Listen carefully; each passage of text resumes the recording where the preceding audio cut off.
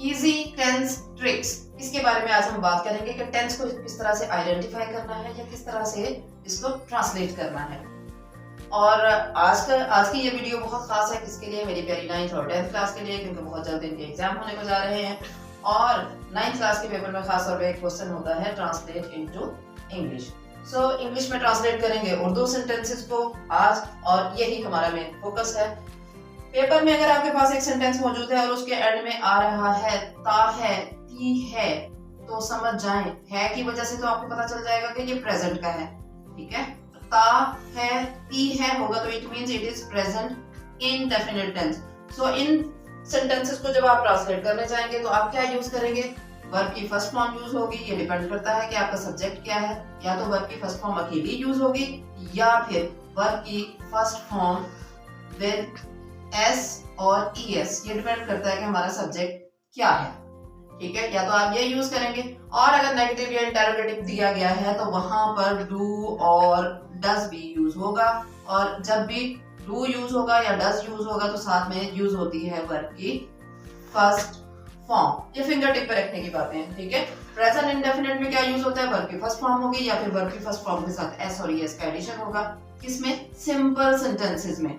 ठीक है, और अगर उसका नेगेटिव या इंटेरोगेटिव है तो डू और डज के साथ लाजमी तौर पे वर्ब की फर्स्ट फॉर्म यूज होगी, एस और ईएस का एडिशन नहीं होगा। सो ये तो थी पहचान किसकी? प्रेजेंट इंडेफिनिट टेंस की।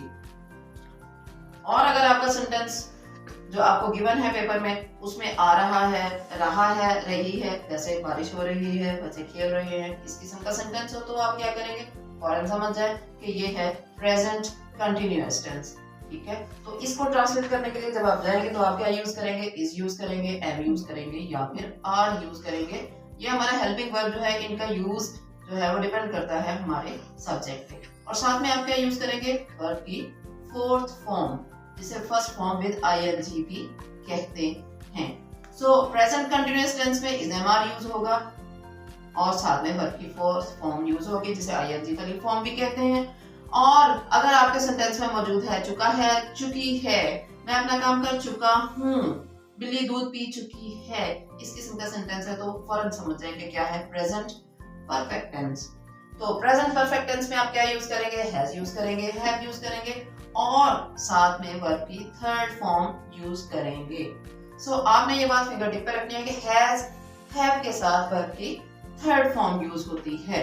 आपको उर्दू सेंटेंस गिवन है जिसमें टाइम मौजूद है, टाइम ड्यूरेशन है, चाहे टाइम को पॉइंट आउट किया गया है, जैसे वो 5 साल से इस मकान में रह रहा है, तो इसमें देखें टाइम भी मौजूद है, से भी मौजूद है, रह रहा है भी मौजूद है। सो फौरन समझ लें कि क्या है? ये प्रेजेंट परफेक्ट कंटिन्यूअस टेंस है।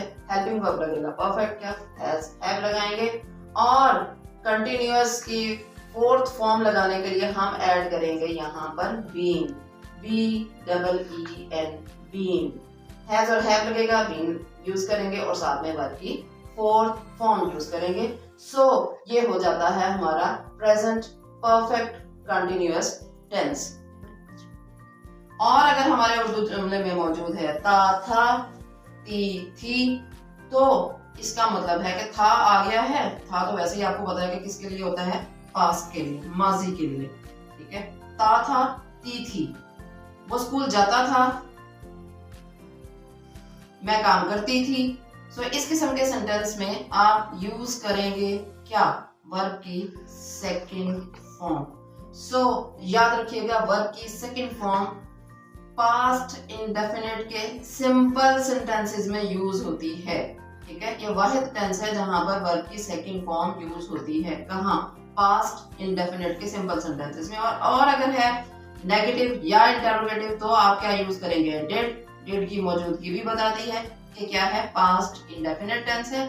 और जब डिड यूज हो जाएगा तो सेकंड फॉर्म जो है वो किस में चेंज हो जाएगी? वर्ब की फर्स्ट फॉर्म में चेंज हो जाएगी। सो याद रखिएगा, डू हो, डज हो या डिड हो, साथ में यूज होगी कौन सी? वर्ब की फर्स्ट फॉर्म। तो ये तो था हमारा पास्ट इंडेफिनिट टेंस। अब आ जाए, अगर हमारे सेंटेंस में मौजूद है रहा था, रही थी, बारिश हो रही थी, दरवाजे पर दस्तक हो रही थी। तो आप क्या करेंगे? तो आप क्या यूज करेंगे? वाज लगाएंगे, वर लगाएंगे और साथ में वर्ब की फोर्थ फॉर्म जिसे फर्स्ट फॉर्म विद आईएनजी भी कहते हैं। तो याद रखने की बात यह है कि पास्ट कंटिन्यूअस टेंस में वाज लगेगा, वर लगेगा और साथ में लगेगी वर्ब की फोर्थ फॉर्म। और अगर आपका सेंटेंस जो आपको दिया गया है ट्रांसलेट करने को, उसके आखिर में आ रहा है चुका था, चुकी थी, लिया था, किया था वगैरह वगैरह, तो क्या होगा? फौरन समझ जाएं कि पास्ट परफेक्ट से इसका ताल्लुक है, पास्ट परफेक्ट टेंस है और इसमें आप यूज करेंगे हैड और साथ में वर्ब की थर्ड फॉर्म लगाएंगे। अगर आपके पास जो सेंटेंस है ट्रांसलेट करने के लिए उसमें टाइम को पॉइंट आउट किया गया है, चाहे वो ड्यूरेशन है या वैसे पॉइंट आउट किया गया है सुबह से बारिश हो रही थी, तो आप क्या लगाओगे? हैड लगाएंगे, ठीक है, क्योंकि वो हो जाएगा पास्ट परफेक्ट कंटिन्यूअस टेंस। था जो है उससे पता चलता है कि पास्ट टेंस है, ठीक है। तो परफेक्ट टेंस का हम लेंगे हेल्पिंग वर्ब, हैड लगाएंगे, ठीक है। और कंटिन्यूअस का आईएनजी फॉर्म यूज करने के लिए हम पहले लगाएंगे बीन और साथ में लगाएंगे वर्ब की फर्स्ट फॉर्म विद आईएनजी जिसे आप फोर्थ फॉर्म भी कहते हैं। सो याद रखिएगा पास्ट परफेक्ट कंटिन्यूअस में क्या यूज होगा? हैड यूज होगा, बीन यूज होगा, वर्ब की फर्स्ट फॉर्म विद आईएनजी। या फिर आपके सेंटेंस में मौजूद है गा गी गे, मैं लाहौर जाऊंगा, मैं अपना काम करूंगा, ठीक है। तो इस किस्म का गा गी गे आ जाएगा टू सेंटेंस के आखिर में, तो समझ जाएंगे आपकी ये फ्यूचर है, मुस्तकबिल से इसका ताल्लुक है। सिंपल गा गी गे इस्तेमाल हुआ, गा आ जाएगा, गी आ जाएगा या फिर गे आ जाएगा, तो समझ जाएंगे ये क्या है? फ्यूचर इंडेफिनिट टेंस है। तो क्या लगाएंगे? विल लगाएंगे या फिर शेल लगाएंगे, डिपेंडिंग ऑन द सब्जेक्ट, कि विल यूज होगा या शेल यूज होगा और साथ में वर्ब की फर्स्ट फॉर्म यूज होनी है, ठीक है। सो जब आप फ्यूचर इंडेफिनिट को ट्रांसलेट करेंगे तो किस तरह से करना है? आपने विल और शेल लगाना है और साथ में वर्ब की फर्स्ट फॉर्म इस्तेमाल होगी। अगर उर्दू जुमले के आखिर में आ रहा है रहा होगा, रही होगी, तो आपने समझ जाना है कि इसका ताल्लुक है मुस्तकबिल से, फ्यूचर कंटिन्यूअस टेंस है ये। और फ्यूचर कंटिन्यूअस टेंस में हम इस्तेमाल करते हैं विल इस्तेमाल करेंगे, शेल इस्तेमाल करेंगे, डिपेंड करता है हमारे सब्जेक्ट पे कि विल आना है या शेल आना है। बी लगाएंगे और साथ में लगाएंगे आईएनजी वाली form. So future continuous tense में आप इस्तेमाल करेंगे विल और शेल, बी लगाएंगे, आईएनजी वाली फॉर्म लगाएंगे। सो ये हो जाएगा फ्यूचर कंटिन्यूअस टेंस। और अगर उर्दू जुमले के आखिर में आ रहा है चुका होगा, चुकी होगी, मैं अपना काम कर चुका हूँगा, जहाज रवाना हो चुका होगा, तो इस किस्म के सेंटेंसेस में आपने क्या करना है? ये होंगे फ्यूचर परफेक्ट टेंस और आप लगाएंगे विल और शेल। विल और शेल के साथ हम हमेशा क्या इस्तेमाल करते हैं? हैव लगाते हैं। हैज हम कभी भी इस्तेमाल नहीं करते हैं। सो विल और शेल के साथ इस्तेमाल करें हैव और साथ में लगाएंगे वर्ब की थर्ड फॉर्म। सो विल और शेल के साथ आपने हैज कभी इस्तेमाल नहीं करना है। विल और शेल के साथ we always use have. Will और शेल साथ में हैव लगाएं और लगाएं वर्ब की थर्ड फॉर्म, तो ये हो जाएगा हमारा फ्यूचर परफेक्ट टेंस। और अगर टाइम को पॉइंट आउट किया गया है, चाहे ड्यूरेशन की शक्ल में, चाहे टाइम को वैसे पॉइंट आउट किया गया है, ठीक है, तो आपने क्या करना है कि वो हो जाएगा हमारा फ्यूचर परफेक्ट कंटिन्यूअस टेंस। और परफेक्ट कंटिन्यूअस टेंस में, फ्यूचर परफेक्ट कंटिन्यूअस टेंस में हम लगाएंगे विल और शेल। विल और शेल यूज करेंगे डिपेंडिंग ऑन द सब्जेक्ट के विल आएगा या शेल आएगा। विल और शेल के साथ जैसे मैंने आपको पहले भी बताया हमेशा लगाएंगे हैव। हैज हम कभी भी यूज नहीं करेंगे, इसके बारे में कभी भी आपने कंफ्यूज नहीं होना है कि विल है या शेल है, तो हैज लगाएंगे है। विल और शेल यूज किया है, आप आंखें बंद करके, लिखते वक्त आंखें नहीं बंद करनी, मतलब यह है कि आप फुल्ली कॉन्फिडेंट होकर लगाएं। हैव, बीन लगाएंगे और साथ में लगाएंगे आईएनजी वाली फॉर्म। सो ये हो जाएगा फ्यूचर परफेक्ट कंटिन्यूअस टेंस।